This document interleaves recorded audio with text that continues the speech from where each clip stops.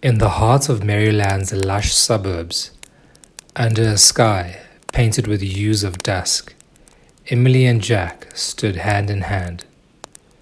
The garden of St. Clair Estate, renowned for its vibrant blooms and majestic oaks, had been transformed into a haven of love and celebration.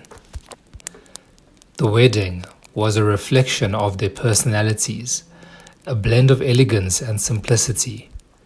White roses and wildflowers adorned the tables, while strings of delicate fairy lights weaved through the branches above, creating a starlit canopy.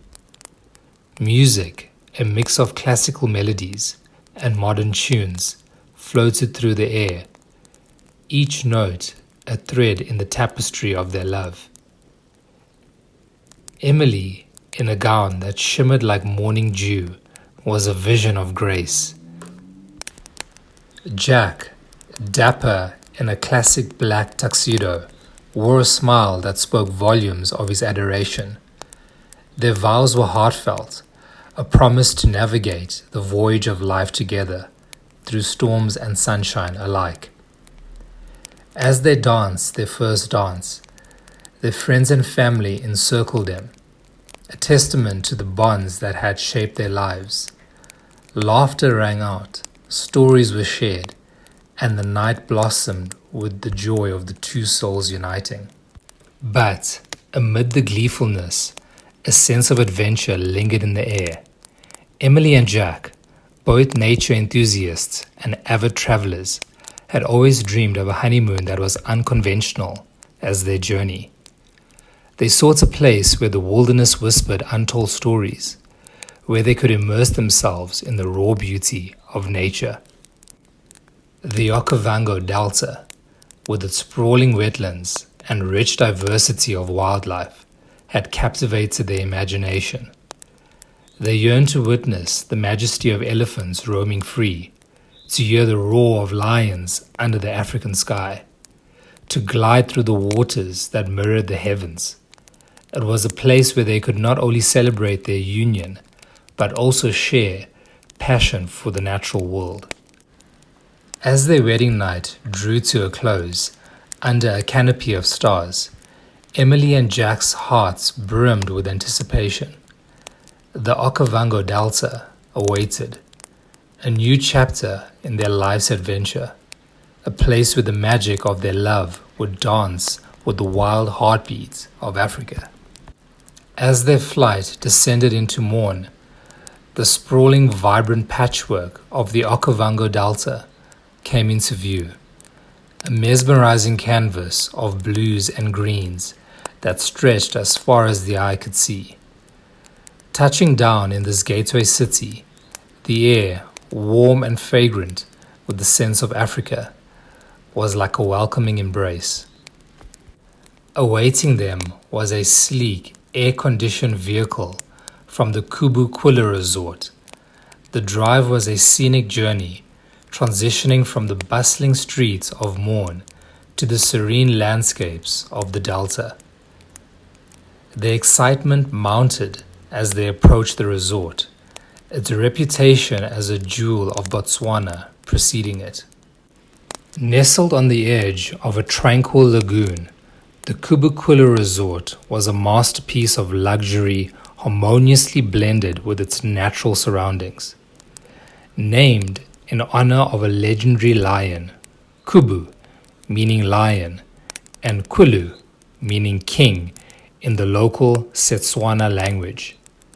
The resort was both a tribute to the majestic wildlife of Botswana and a sanctuary for those seeking an immersive experience in the heart of the Delta. Upon arrival, they were greeted with warm, friendly smiles from the staff, dressed in elegant uniforms that reflected the colors and the textures of the Delta. The lobby was an open-air pavilion, its architecture inspired by traditional African designs, with thatched roofs and expansive decks offering breathtaking views of the surrounding wilderness. Their luggage was whisked away as they were offered refreshments, a blend of local fruits and herbal infusions. The resort's commitment to providing a genuine Botswana experience was evident in every detail. From the artwork and the decor showcasing local craftsmanship to the environmentally conscious practices observed throughout the facility. The amenities at the Kubukwila were a blend of rustic charm and modern luxury. A world-class spa offered treatments using organic, locally sourced ingredients. An infinity pool overlooking the lagoon provided a serene spot for relaxation, its waters mirroring the endless African sky. The dining area, a symphony of elegance and taste, promised culinary delights prepared by top chefs, blending local flavors with international cuisine. The resort also boasted an array of activities designed to immerse guests in the Delta's environment, including guided safaris, bird-watching excursions, and cultural tours to nearby villages. As for their accommodation, Emily and Jack were led to a secluded, luxurious lodge, designed to provide utmost privacy and comfort. The lodge was a haven of tranquility. Its spacious interior was adorned with elegant African decor, king-sized beds with plush linens, and large windows offering panoramic views of the Delta. The highlight was a private deck with a hot tub, perfect for romantic evenings under the starlit sky. The bathroom was a sanctuary in itself, featuring a freestanding bathtub with a view, dual vanities, and an array of organic bath products. Every aspect of the room was designed to provide a seamless connection with nature while ensuring the highest level of comfort. As they settled in, Emily and Jack felt a deep sense of peace. The Kubukwila Resort was not just a place to stay, it was an experience, a gateway to the wonders of the Okavango Delta, promising an adventure that would live forever in their memories. The next day, they explored the waterways by Mokoro, a traditional dugout canoe. Gliding silently through the clear waters, they watched as schools of fish darted below and birds swooped above. It was a journey through the very heartbeats of the Delta. In a secluded lagoon, they encountered a pride of lions, their majesty undeniable. Tumo, their tour guide, explained the intricate dynamics of the pride, a story of survival and strength. The Okavango Delta, a labyrinth of lagoons, channels, and islands, unfolded before them in a breathtaking tapestry of blues and greens. This oasis in the Kalahari Desert was a miracle of nature, its waters sustaining a rich diversity of life. Each morning they ventured out on guided safaris, marveling at herds of elephants bathing in the waterways, the grace of giraffes against the horizon, and the stealthy movements of leopards in the underbrush. The air was filled with the calls of exotic birds, while hippos grunted in the deeper channels. As dusk descended upon the Okavango Delta, the world around Emily and Jack transformed into an enchanting realm. The sky, once a vivid canvas of orange and purples, gradually gave way to the deep blues of the African night, sprinkled with a myriad of stars that sparkled like diamonds on velvet. The air grew cooler, bringing with it the mysterious and captivating sounds of the nocturnal wilderness. Seated by the crackling campfire, the couple was enveloped in the comforting warmth of the flames. The delicious aroma of the traditional braai wafted through the air, mingling with the earthy scents of the Delta. They enjoyed the hearty flavors of rye bread and the refreshing taste of cold beers, a perfect complement to the rustic setting. Around them, the symphony of wild played its timeless tune, the distant call of a hyena, the gentle rustle of reeds in the breeze, and the occasional splash of water as a nocturnal creature navigates the channels. The evening progressed. Tumo, their guide, regaled them with tales of the Delta, his voice adding to the magic of the night. Eventually they retired to their tent, a cozy sanctuary amid the vastness of the wilderness. The comforts of their tent provided a stark contrast to the untamed world outside, yet there was a thrilling sense of being one with nature. In the depth of the night, a sense of unease stirred Emily from her slumber. She listened intently, her heart pounding in the silence. There it was again, a rustling in the bushes nearby, deliberate and cautious. She nudged Jack awake, her voice barely a whisper. "Did you hear that?" Before Jack could respond, a terrifying roar shattered in the stillness of the night, a sound so primal and fearsome that it chilled them to the bone.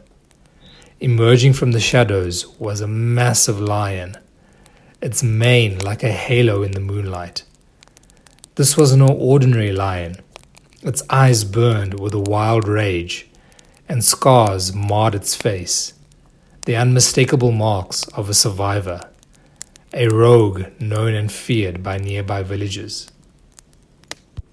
This lion was different, its behavior uncharacteristic of the typically elusive and reserved nature of its kind. Tales had circulated among the local communities about a lion scarred by poachers, now embittered and vengeful, seeking retribution against any humans it encountered.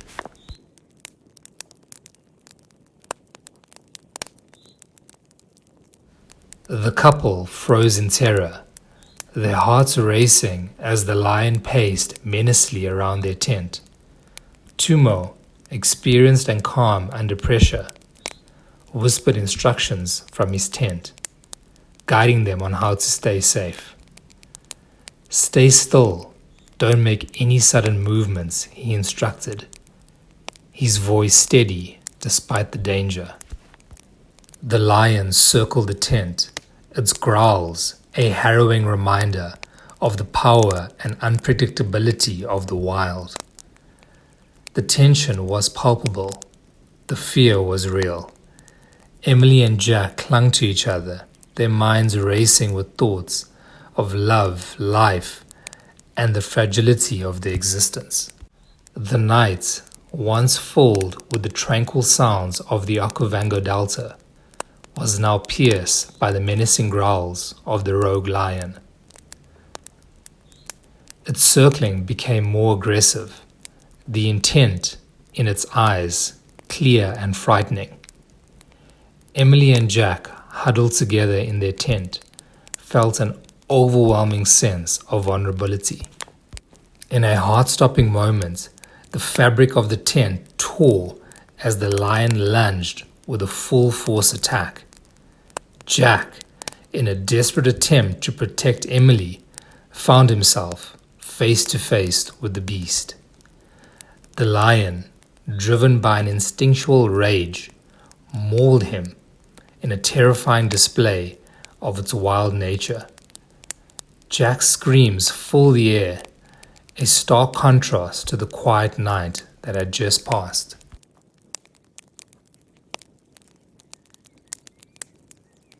Emily, driven by a surge of adrenaline and an instinct to protect the man she loved, acted without a second thought.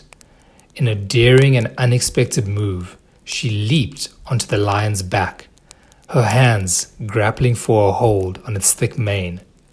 Her actions, driven by sheer desperation, were an attempt to distract the lion and give Jack a chance to escape. The scene was chaotic, the air filled with the sounds of growling, screaming, and the struggle for survival. Tumo, their guide, reacted swiftly, his training in wildlife management kicking in. He fired shots into the air, not aiming to harm but to startle the lion. The sound of the gunshots echoed through the night, a warning that reverberated across the delta.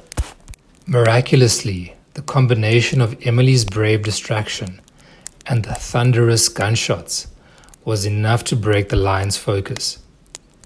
It released Jack, backing away with a confused yet still aggressive demeanor. The danger was not yet over. As the lion lingered nearby, its eyes reflecting the firelight, a reminder of its continued threat. Jack's injuries, though severe, were not life-threatening, a testament to both the quick response of Emily and Tumo and to a stroke of luck amidst chaos. His arms bore the brunt of the lion's initial attack, marked by deep lacerations and puncture wounds from the lion's powerful jaws and sharp claws. The force of the attack had also left him with several bruises and contusions across his chest and shoulders, indicative of the struggle he had faced against the formidable predator. Most concerning were a series of deep gashes on his left forearm and shoulder, where the lion had gripped him most fiercely. These wounds were bleeding profusely, requiring immediate and careful attention to prevent significant blood loss. Tumo, with his first aid training, had swiftly bandaged the wounds, applying pressure to stem the bleeding while they awaited for emergency assistance. The next few hours was a tense vigil. Tumo kept watch, his rifle close at hand, while Emily stayed by Jack's side, her bravery unwavering even in the face of such a harrowing experience. The encounter had shaken them to their core, a brutal reminder of the untamed and unpredictable nature of the wild. As dawn crept over the horizon, casting a soft light on the delta, the lion finally retreated into the wilderness, its presence a lingering shadow in the minds of the shaken couple. The emergency assistance from the resort that Tumo contacted was fast approaching, ensuring that Jack would receive the necessary medical attention. This night in the Okavango Delta, under the African sky, had transformed from a dream into a nightmare, a stark lesson in the delicate balance between man and nature. The rogue lion, scarred and misunderstood, remained a potential threat in the vast wilderness, a reminder of the raw and untamed beauty of the wild.